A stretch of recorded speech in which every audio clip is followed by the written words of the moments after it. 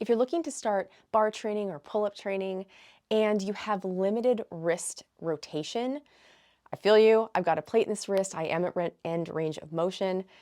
So coming to this grip, as you can see, this one's fine. This one's not. It's got a long ways to go.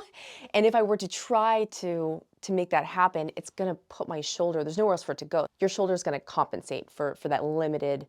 So the obvious choice is to flip to the other direction if that's possible. What I found for myself is that even with this grip, my wrist still gets like kind of pinchy. And that's the only way I can think to describe it. It just starts kind of aching. So my wrist kind of gives out before anything else. A neutral grip is usually what it prefers, but I found something a little bit better than that. So we can either try to conform to a fixed bar, or we can make the surface conform to us. And that's where this tip comes in. I like to use gym rings, and you can tighten them up pretty close to the bar so that you have some area here, just enough for it to twist. And then your wrist can do whatever wonky things it wants while you can keep your shoulder in place. And obviously, if you want to like really get after gym rings, you can lower it down, create more slack. But if you're just you just want a little support for your wrist and you don't want a whole lot of swing, bringing it right up to the bar, that will help. So as I'm going through a pull-up motion or whatever it is I'm doing, as I'm going through the range of motion, my wrist can decide where it wants to kind of land at any given point. And that just takes everything out of the shoulder. You can focus more on your lats, and you just don't have to worry about your wrist as much anymore. This has been super helpful. It's not the most stable because there's going to be some twist and give. That's part of the point.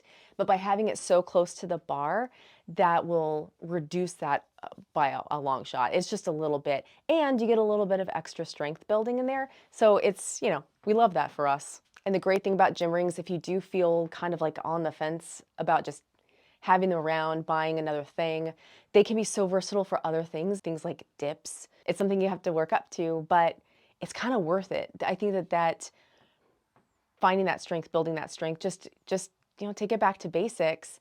But over time, these are so handy. So I also want to share with you my favorite wrist stretches, and it's just coming down to quadruped, planting your hands in various positions and just kind of gently rocking. And you're going to feel that in your forearms. You're going to just kind of help with that mobility. If you do have a plate in your wrist, take a lot of care here.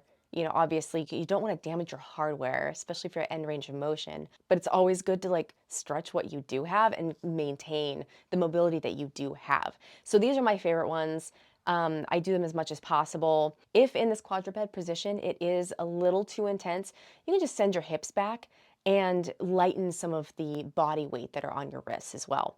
So you can kind of like adjust for it and make it your own, make it whatever you need. So those are my quick tips, quick video, in and out.